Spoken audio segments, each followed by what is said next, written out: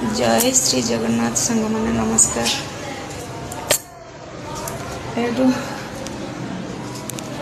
सार बहुत costly antibiotic गुड़ाक लिखिं जोटा जल्दी ठीक हो तो सालाइन चलती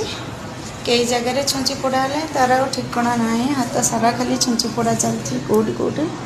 ब्लड ब्लॉक हो जाऊँगी तो छुंची सालाइन चलुनी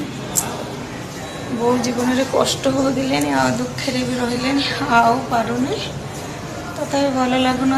सालाइन नवा कि वीडियो करने को चाहूँ नी एकोटा जेहेतु अच्छी जमा भल लगुनि ए रूम रे जे भी आसुँच 10 जन है आसवा मुझे अच्छी समस्ते ए मौसी भी जड़े मत भी बहुत हेल्प कर आज ओटी हवा कथा ब्लड प्रेसर हाई होगला आंठू ऑपरेशन थिला हो पारानी एमती तो अच्छी भगवान करंतु आपन समस्ते भले।